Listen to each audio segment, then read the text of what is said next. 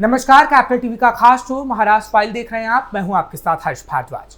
Maharashtra file में आज बात करेंगे एक और थप्पड़ कांड की। आपको बताएंगे कांग्रेस क्यों उद्धव से है परेशान, दिखाएंगे आपको मनसे का रौद्र रूप, बताएंगे कैसे महाराष्ट्र में पकड़ा गया सबसे बड़ा ड्रग पेडलर, बताएंगे छांगुर बाबा आखिर महाराष्ट्र कैसे पहुंचा। लेकिन उससे पहले एक नजर टॉप हेडलाइन पर। एमएलए हॉस्टल में शिवसेना विधायक के उपद्रव को लेकर जमकर बवाल, सीएम फडणवीस बोले सत्ता का दुरुपयोग गलत। महाराष्ट्र में अकेले निकाय चुनाव लड़ेगी कांग्रेस, राज ठाकरे की एंट्री पर पृथ्वीराज चव्हाण ने दिया बड़ा संकेत। महाराष्ट्र में अचानक मराठी को लेकर एक्टिव क्यों हो गई मनसे, सामने आई सबसे बड़ी वजह।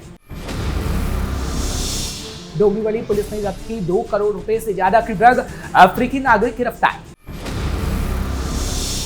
अवैध धर्मांतरण गिरोह का महाराष्ट्र कनेक्शन भी आया सामने। 2018 में सऊदी अरब भी गया था मास्टरमाइंड छांगुर बाबा।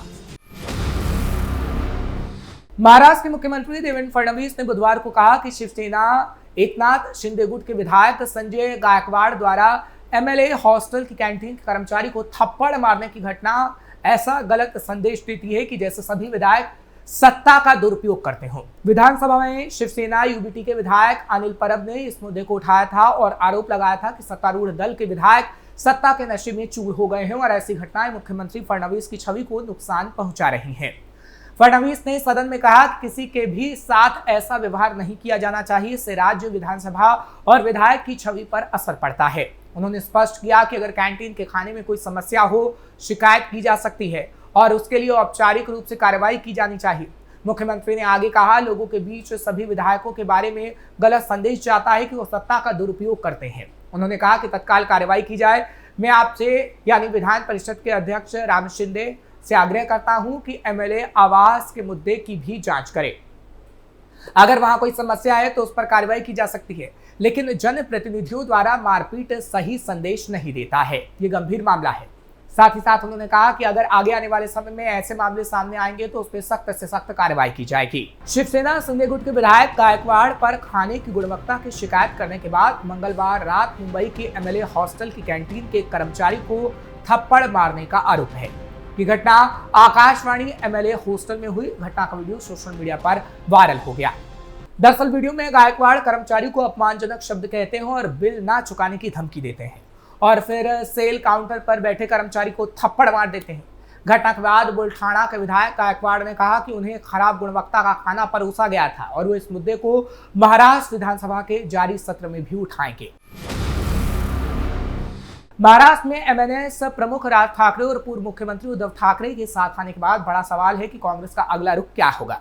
अटकलों के बीच महाराष्ट्र के पूर्व मुख्यमंत्री और कांग्रेस के वरिष्ठ नेता पृथ्वीराज चव्हाण ने पार्टी के निकाय चुनाव में अकेले लड़ने का संकेत दिया है। चव्हाण ने कहा, अगर कांग्रेस इस साल के अंत में होने वाले मुंबई और राज्य के अन्य नगर निकाय चुनाव में अकेले चुनाव लड़ने का फैसला करती है तो ये आश्चर्य वाली बात नहीं होगी। एक इंटरव्यू में कांग्रेस नेता ने कहा, कांग्रेस पार्टी का रुख ये है कि हमारा गठबंधन हमारे इंडिया गठबंधन के सहयोगियों जैसे शिवसेना यूबीटी और एनसीपी एसपी के साथ है। अगर वो किसी अन्य पार्टी समान विचारधारा वाली पार्टी के साथ उपगठबंधन करना चाहते हैं तो ये उनका मामला है। पृथ्वीराज चव्हाण ने राज ठाकरे की तरफ इशारा करते हुए कहा कि अगर गठबंधन के साथी ऐसे लोगों के साथ गठबंधन करना चाहते हैं जो मूल रूप से कांग्रेस की विचारधारा, धर्मनिरपेक्षता की विचारधारा और अंबेडकर के संविधान में जो लिखा है उसकी विचारधारा का विरोध करते हैं तो हम इसे बिल्कुल भी स्वीकार नहीं करेंगे। उन्होंने कहा कि पहले भी हमने स्थानीय निकाय चुनाव अकेले लड़े हैं और मुझे आश्चर्य नहीं होगा अगर कांग्रेस पार्टी निकाय चुनाव आगे आने वाले समय में अलग लड़ती है, क्योंकि इसके लिए कांग्रेस की तरफ से बखूबी तैयारी भी की जा रही है। बता दें कि 5 जुलाई को करीब 20 साल के बाद शिवसेना यूबीटी के प्रमुख उद्धव ठाकरे और राज ठाकरे एक मंच पर नजर आए थे। दोनों भाइयों के साथ एनसीपी एसपी की नेता सुप्रिया सुले तो दिखी, लेकिन कांग्रेस दूर रही। कांग्रेस और एमएनएस में पुरानी अदावत रही है। इसके बाद मंगलवार को एमएनएस के मार्च से भी कांग्रेस के कार्यकर्ता दूर रहे, वहीं एनसीपी एसपी और शिवसेना यूबीटी के कार्यकर्ता शामिल हुए। कांग्रेस, एनसीपी एसपी और शिवसेना यूबीटी महाविकास आघाड़ी एमवीए का हिस्सा रही है। तीनों ही पार्टी लोकसभा और विधानसभा का चुनाव लड़ी, लेकिन अब राज ठाकरे की एंट्री ने एमवीए के भविष्य पर सवाल खड़े कर दिए हैं। राज ठाकरे के नेतृत्व वाली महाराष्ट्र नवनिर्माण सेना पिछले कुछ समय से अपनी आक्रामक गतिविधियों के कारण सुर्खियों में है। कहीं टोल नाकों पर तोड़फोड़, कहीं ऑटो चालकों के साथ मारपीट तो कहीं दुकानदारों पर मराठी भाषा थोपने के लिए हिंसक प्रदर्शन। मनसे कार्यकर्ताओं की ऐसी हरकतें चर्चा का विषय बनी हुई हैं। ये सब ऐसे समय में हो रहा है जब बृहन्मुंबई महानगर पालिका यानी कि बीएमसी के चुनाव नजदीक है। आखिर मनसे इस समय इतने सक्रिय क्यों हो गए हैं, ये बड़ा सवाल है। क्या इसके पीछे कोई राजनीतिक रणनीति है? इसे भी आपको समझाते हैं। क्योंकि राज ठाकरे ने शिवसेना से अलग होकर 2006 में मनसे की स्थापना की थी। मनसे का मुख्य एजेंडा शुरू से मराठी मानुष के हितों की रक्षा और हिंदुत्व की विचारधारा को आगे बढ़ाने का रहा है। इस पार्टी ने 2009 के विधानसभा चुनाव में 13 सीटें जीतकर अपनी ताकत दिखाई थी, लेकिन 2014 और 2019 के चुनाव में इसका प्रदर्शन लगातार कमजोर हुआ। 2024 के विधानसभा चुनाव में तो मनसे एक भी सीट नहीं जीत सकी और 119 सीटों पर उसकी जमानत तक जब्त हो गई थी। ऐसे में बीएमसी चुनाव मनसे के लिए अपनी साख बचाने का आखिरी मौका है। मुंबई मनसे का गढ़ रहा है और बीएमसी जैसे महत्वपूर्ण निकाय पर अपनी मौजूदगी दर्ज कराना उनके लिए जरूरी है। बीएमसी देश की सबसे अमीर नगर निगम है, जिसका बजट हजारों करोड़ रुपए का होता है। ये मुंबई की सत्ता का केंद्र है और इसे नियंत्रित करने वाली पार्टी को न केवल आर्थिक ताकत मिलती है बल्कि राजनीतिक प्रभाव भी बढ़ता है। शिवसेना ने लंबे समय तक बीएमसी पर कब्जा जमाए रखा था, लेकिन 2022 में शिवसेना में टूट के बाद उद्धव ठाकरे की शिवसेना यूबीटी और एकनाथ शिंदे की शिवसेना के बीच रस्साकशी बढ़ गई। इसके अलावा बीजेपी भी मुंबई में अपनी पकड़ मजबूत करना चाहती है।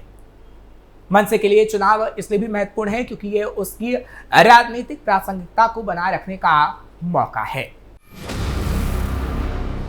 महाराष्ट्र के डोंबिवली के पास खौनी निलजे इलाके में हाई प्रोफाइल बस्ती एक बार फिर सुर्खियों में आ गई है। यहां गोपनीय सूचना के आधार पर मानपाड़ा पुलिस स्टेशन की एक टीम की ओर से छापेमारी में एक विदेशी नागरिक से 1.51 किलोग्राम मेफेड्रोन का स्टॉक पकड़ा गया, जिसकी कीमत तकरीबन 2 करोड़ 12 लाख रुपए आंकी गई है। पुलिस ने एमडी ड्रग्स बेचने आए एक विदेशी ड्रग तस्कर को भी गिरफ्तार किया है। आरोपी का नाम ईसा बाकायोका है, जिसकी उम्र 37 है और वह मूल रूप से अफ्रीका के आइवरी कोस्ट का रहने वाला है। वो डोंबिवली के निलजे गांव में रहता है। 7 जुलाई को रात 10:50 पर पुलिस ने निलजे गांव में झील के पास सार्वजनिक सड़क पर छापा मारा और इस बड़े ऑपरेशन को अंजाम दिया। मानपाड़ा पुलिस को सूचना मिली थी कि डोंबिवली के निलजे इलाके में हाई प्रोफाइल सोसाइटी के इलाके में एक विदेशी तस्कर एमडी ड्रग्स लेकर आ रहा है। इस सूचना के आधार पर पुलिस ने इस जगह पर जाल बिछाया। पुलिस कुसी गांव में झील के पास एक सड़क पर संदिग्ध रूप से घूमते हुए एक विदेशी नागरिक मिला, जिसके पास 1.5 किलो एमडी ड्रग्स था। विदेशी नागरिक को तुरंत गिरफ्तार कर लिया गया। इस कार्रवाई के दौरान पुलिस ने उसके पास से करीब 2 करोड़ 12 लाख रुपए की 1.5 किलो एमडी ड्रग्स जब्त की है। एक हफ्ते पहले भी मानपाड़ा पुलिस ने खौनी पलावा में एक हाई प्रोफाइल सोसाइटी में छापा मारा था और करीब 2 करोड़ रुपए के ड्रग्स जब्त किए थे। उस मामले में 4 लोगों को गिरफ्तार किया गया था। उसके बाद विदेशी ड्रग तस्कर को फिर से निलजे के हाई प्रोफाइल इलाके से गिरफ्तार किया गया। पता चला कि पुलिस द्वारा हिरासत में लिया गया ईसा बाकायोका मूल रूप से अफ्रीका के आइवरी कोस्ट देश का रहने वाला है। वो फिलहाल डोंबिवली के निलजे गांव इलाके में रह रहा था। ईसा को ये ड्रग्स कहां से मिली, वो ड्रग्स किसे बेचने वाला था, मानपाड़ा पुलिस इसकी भी जांच कर रही है। पुलिस को अंदेशा है कि इस तस्करी के धंधे में अंतर्राष्ट्रीय कनेक्शन है और इसके अन्य साथी भी रहे होंगे, जिसकी तलाश पुलिस कर रही है। हिंदू युवतियों को प्रेम जाल में फंसाकर उनका अवैध धर्मांतरण कराने वाले सिंडिकेट का महाराष्ट्र कनेक्शन भी सामने आ गया है। मास्टरमाइंड जलालुद्दीन उर्फ झांगुर बाबा अपनी करीबी नीतू उर्फ नसरीन और उसके पति नवीन उर्फ जमालुद्दीन के माध्यम से विदेशी फंडिंग कराने के साथ ही विवादित जमीनों में भी बड़ा निवेश कर रहा था।